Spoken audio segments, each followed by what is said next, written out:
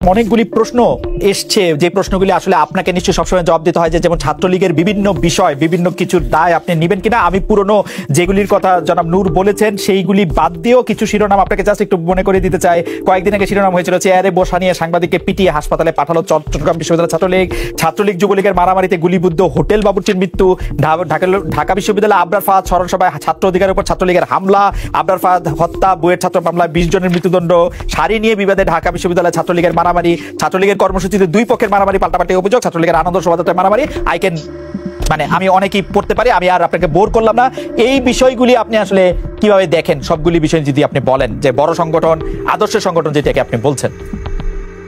আজকের artificial intelligence ব্যবহার করে একটা লাই ডিটেক্টর মেশিন ব্যবহার করলে নূরের সকল কথাই যে মিথ্যা, বাস্তবতা বিবর্জিত, সেটি প্রমাণিত হয়ে যেত। এবং আজকে আর্থিক অস্বচ্ছতার যে অভিযোগগুলো আমরা করছি সেটা কিন্তু আমরা বারবার বলছি। আপনি আপনার বিরুদ্ধে অভিযোগের জবাব দেন, ছাত্রলীগ নিয়ে সেটার ব্যাখ্যা দেন। বিপিনুর নিয়ে পড়ে থাকা লাগবে না, বিপিনুর নিয়ে না, আপনি আপনার ছাত্রলীগের আমি একটু বলি নূর জি পেঁয়াজের দাম বৃদ্ধির আন্দোলনের সময় হাতিয়া নিয়ে পেঁয়াজের দাম বৃদ্ধির আন্দোলনকে কেন্দ্র করে 30 লাখ টাকা সরিয়ে নেওয়ার বিষয়টি এসেছে। ডাকসু এক মুক্তিযুদ্ধ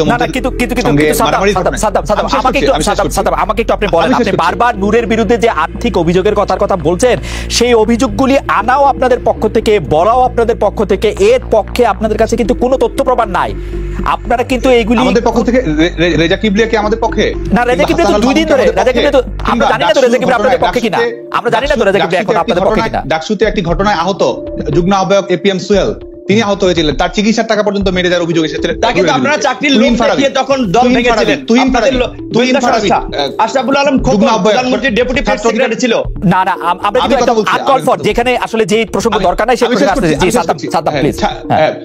ডাকসুর ঘটনায় আহত নূরের সহযোদ্ধা তুহিন ফারাবি, ডাকসুর ঘটনায় আপনি হামলার নেতৃত্ব দিয়েছেন, ডাকসুর হামলার সময় আপনাকে হামলা হয়েছে, আপনাকে 20 বছর ধরে আসামি করব, কাঠগড়ায় দাঁড় করাবো, আইনের কাঠগড়ায় দাঁড় করাবো। সাদ্দাম হোসেন জেনে রাখেন, বিপিনুর বেঁচে থাকলে আইনের কাঠগড়ায় দাঁড় করাবে।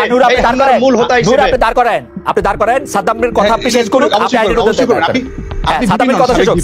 সাদ্দাম আপনি ব্যক্তিগত আক্রমণ না করে আপনি যদি বলতে থাকেন প্লিজ। যে বিষয়গুলো আসলে সেগুলো ব্যক্তিগত আক্রমণ নয়। আমি যদি বলছি সেটা হচ্ছে যে আমরা যে একাডেমিক ক্যারিয়ার নিয়ে প্রশ্ন তুলেছে, অর্বাচীনের মতো প্রলাপ করেছে। আমি ঢাকা বিশ্ববিদ্যালয়ে আমার একাডেমিক ক্যারিয়ারে ড্রপ গেছে, এটি সত্য, কিন্তু বিশ্ববিদ্যালয়ে যে বিদ্যমান আইন রয়েছে, একজন সাধারণ শিক্ষার্থী যে আইনের সুযোগ পায়, বিশ্ববিদ্যালয়ে 8 বছরের মধ্যে শিক্ষা জীবন সম্পন্ন করতে হয়। 4 বছরটা 6 বছর, মাস্টার 2 বছর, এর বাইরে পারা যায় না। আপনি অনিয়ম করে করেছেন ভাই, অনিয়ম করে করেছেন, আপনাকে গ্রেস দিয়ে পাস করা, এটা তো সত্য। কিন্তু নূর, সেকেন্ড মাস্টার্স কি করা যায় ঢাকা বিশ্ববিদ্যালয়ে? হ্যাঁ, দ্বিতীয় মাস্টার্স করা যায়, কিছু ইরেগুলার করছে, কিন্তু রেগুলার কোর্স 4 বছরেরটা 6 বছর, 1 বছরেরটা 2 বছর, মানে 8 বছরে সে কিভাবে আপনার 11 বছর থাকে? অনিয়ম করে, প্রভাব খাটিয়ে করেছে। এবং ভিসি তার চেয়ার ধরে রাখার জন্য তাদেরকে ছাত্রত্ব হিসেবে সুযোগ দিয়েছে। আপনার অভিযোগ স্পষ্ট, সাদ্দাম এটি নিয়ে যদি একটু বলেন। আপনি এখন একটু সাদ্দামকে কথা বলতে দেন। জি সাদ্দাম বলেন, আপনার বিরুদ্ধে একটি অভিযোগ এসেছে। সেটা হচ্ছে ঢাকা বিশ্ববিদ্যালয়ে অন্য 10 জন শিক্ষার্থী যেভাবে সুযোগ পায়, আমি ঢাকা বিশ্ববিদ্যালয়ে সেই একই রকম ভাবে এলএলবি এলএলএম কমপ্লিট করেছি। আপনি যদি চান কিছুক্ষণ পরে আপনার হোয়াটসঅ্যাপে সবার ডকুমেন্টস আমি পাঠিয়ে দিতে পারবো। তো যেটি বলছি, চাকরি করতে চাওয়া একজন যখন হুট করে রাজনীতিবিদ বনে যায়, তার কথাগুলো আসলে এরকমই হওয়ার কথা। আমরা কিন্তু যখন যে চাকরির জন্য আন্দোলন করেছি, আমরা প্রত্যাশা করেছিলাম যে বাংলাদেশ পাবলিক সার্ভিস কমিশনের কোন পরীক্ষায়, প্রিলিমিনারি পরীক্ষা হলে অন্তত তিনি সুযোগ পাবেন। তাহলে আপনি বিপি হইতে পারতেন, আমি চাকরিতে গেলে আপনি বিপি হইতে পারতেন, এই আশায় ছিলেন। কথা আমি বলতেছি, কথা বলে একটু সমস্যা। আমার মনে হয় যে আমরা পরে কিন্তু আমি শেষ করছি। জি সাদ্দাম, আপনি কন্টিনিউ করেন। খালেদ ভাই, আমি কিন্তু কথা বলতে পারছি না, আপনি কথা বলছেন, নূর কথা বলছেন, আমি তো কথা বলতে পারছি না। জি বলেন। তো আমাদের বিসিএস এর কোন প্রিলিমিনারি পরীক্ষাতেও নূরের নাম দেখা গেল না, আমরা তার নাম দেখলাম বিকাশ অ্যাকাউন্টের তালিকায়, নগদ অ্যাকাউন্টের তালিকায়, রকেট অ্যাকাউন্টের তালিকায়, তার নাম দেখলাম বিদেশি দূতাবাস থেকে নিয়মিত মাসোহারা পাওয়ার তালিকায়। এই হচ্ছে একজন কোটায় বনে যায় একজন ভিপি রাজনৈতিক ভবিষ্যৎ। তো আজকে আমরা যেটি মনে করি সেটা হচ্ছে যে বাংলাদেশ ছাত্রলীগের যে অন্যান্য প্রসঙ্গগুলো আপনি উপস্থাপন করেছেন, বাংলাদেশ ছাত্রলীগ সবসময়, আপনি নিজেও সেটি বলবেন, আমাদের গণতান্ত্রিক সংগ্রামে ছোট প্রশ্ন করতে পারি। এই বিকাশ অ্যাকাউন্টের তালিকায় নূরের নাম বা নগদ অ্যাকাউন্টের তালিকায় নূরের নাম, বিদেশি রাষ্ট্রদূতের তালিকায় নূরের নাম, এটা কোথায়? এই তালিকা, আর এই তালিকা আপনি কোথায় দেখলেন? মানে বিকাশ অ্যাকাউন্টে কি একটা তালিকা থাকে যে কার প্রবাসী অধিকার? হ্যাঁ, অবশ্যই রয়েছে। হ্যাঁ, প্রবাসী অধিকার পরিষদ যেটি গঠন করা হয়েছে, সেটি শুধুমাত্র নিজের পার্সোনাল ফিনান্সিয়াল চ্যানেলটি যেন অক্ষুণ্ণ থাকে সেটি নিশ্চিত করার জন্য কিন্তু এটি করা হয়েছে। এবং প্রবাসী অধিকার পরিষদের টাকা যে দলীয় অ্যাকাউন্টে যায় না, সেটির প্রমাণ কিন্তু আমাদের আজকে সাম্প্রতিক যে জাতীয় দৈনিকগুলো এই বিষয় নিয়ে সম্পূর্ণ রিপোর্ট সাপোর্ট করেছে সেটির মধ্যে প্রমাণিত রয়েছে। এবং মেহেদী সাবাদী, আজকে আপনি কিছুক্ষণ আগে টক শো আয়োজনের কথা বললেন যে নূর এবং রেজা কিবরিয়ার মধ্যে, আমার মনে হয় সেখানে মেহেদী সাবাদীকে নিয়ে আসলো, তার সঙ্গে কি ধরনের কথাবার্তা হয়েছে, কি ধরনের রাজনৈতিক ষড়যন্ত্র এবং আতাতের আশ্রয় নেওয়া হয়েছে সেই বিষয়গুলো পরিষ্কার হয়ে যেত।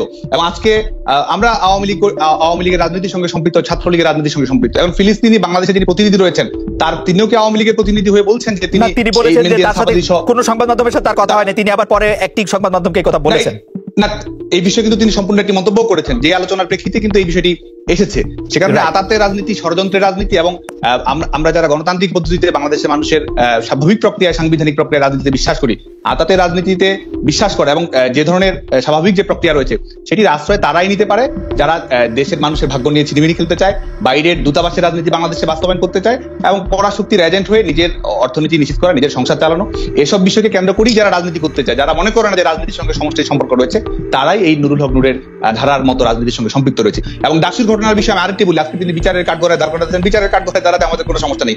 আমি এই চ্যালেঞ্জটা এই মুহূর্তে করছি, আজকে ডয়েচে ভেলে থেকে যারা শুনছেন, দেখছেন, দর্শক সবাইকে চ্যালেঞ্জ করছি। এই মুহূর্তে আমি আমার ফোন থেকে আপনার ফোন থেকে আপনি ফোন করবেন, ডাকসুর ঘটনায় যিনি আহত হয়েছেন এপিএম সোহেল, ডাকসুর ঘটনায় যিনি সবচেয়ে বেশি আহত হয়েছেন তুহিন ফারাবি, তাকে আমি ফোন করবো এবং ফোন করার পরে তিনি কি জবাব দেন, নূরের সহযোদ্ধা এবং ওই ঘটনায় সবচেয়ে বেশি আহত হয়েছিলেন, কোন পরিপ্রেক্ষিতে কি ঘটনা ঘটেছিল, আহত হয়েছে, এই চ্যালেঞ্জটা আমি নূরকে এই মুহূর্তে গ্রহণ করার জন্য হবে না। আমি এপিএম সোহেলকে ফোন করবো, আমি এপিএম সোহেলকে ফোন করব, আমি শেষ করতে পারেন যে আপনারা যদি বিচারের কাঠগড়ায়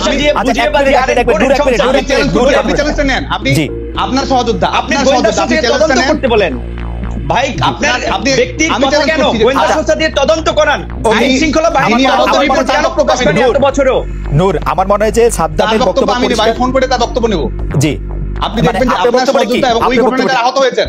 জি, ওই ঘটনায় আহত হয়েছেন, ওই ঘটনাটা একটু বলেন, ঘটনাটা কি আপনারা যখন মেরেছেন গণ অধিকার পরিষদকে?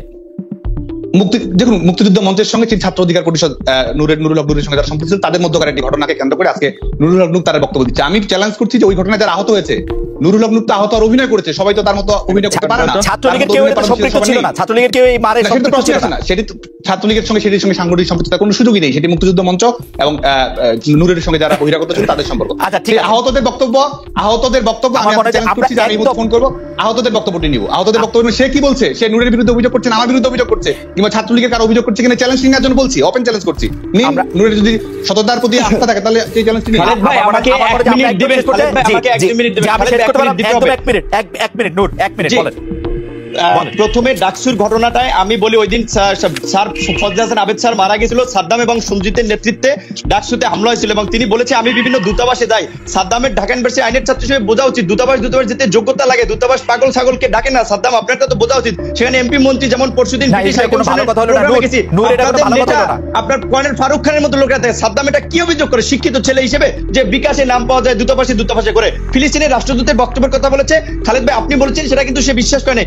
ফিলিস্তিনের রাষ্ট্রদূত বলেছে তিনি এ বক্তব্য দেননি, তার কাছে আপনার সোশ্যাল মিডিয়া এবং সামাজিক যোগাযোগ মাধ্যমে বাংলাদেশের মিডিয়া থেকে তিনি জেনেছেন, এটি তিনি বলেছেন। সেটিকে আওয়ামী লীগের সাইবার সেল মিডিয়ার উপরে চাপ দিয়ে নিউজ করাইছেন, সমস্ত চ্যানেলগুলোতে তথ্যমন্ত্রী হাসান মাহমুদ সাহেবের মন্ত্রণালয় থেকে ফোন দিয়ে নিউজ করানো হচ্ছে, ধারাবাহিকভাবে টকশো করানো হচ্ছে, বিভ্রান্তি ছড়ানো হচ্ছে। কথা শেষ করবেন? জি, আমার সাদ্দামের এই কথা প্রেক্ষিতে এইটুকুই বলা।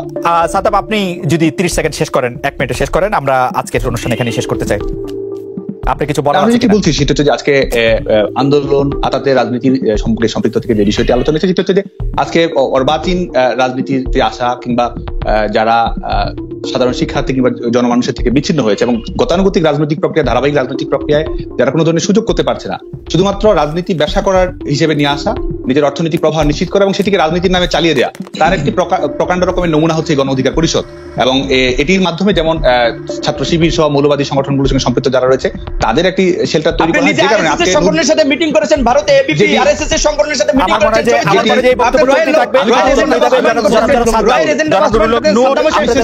আপনি রয়ের সাথে মিটিং করেছেন, আপনি আরএসএস এর ছাত্র সংগঠন এবিপির সাথে বসেছেন। আমি শেষ করব না খালেদ ভাই, আমি শেষ করব না। আপনি শেষ লাইন বলেন, আর অন্য কোন লাইন দরকার। তিনি যে বলছেন যে তাদের সংগঠন নিয়ে আমাদের এত আলোচনা কেন, এত ডিটেইলস আমরা জানি কেন? কারণ তারা জানে যে আমরা ডিটেইলসটা জানলে তাদের যে সত্যিকারের অবস্থা সেটি উন্মোচিত হয় এবং কোন সংগঠন করা উচিত না। কোন আমার কাছে মনে হয় যে আপনি আইনের মেধাবী ছাত্র, আপনি অনেকগুলি হিয়ারসে বলেছেন, মানে আপনি আসলে প্রমাণ না দিয়ে আপনি শুনেছেন টাইপের কথা বলেছেন আমার কাছে মনে হয়। আমরা তো আমাদের আর কোনো কথা শোনার সুযোগ নাই।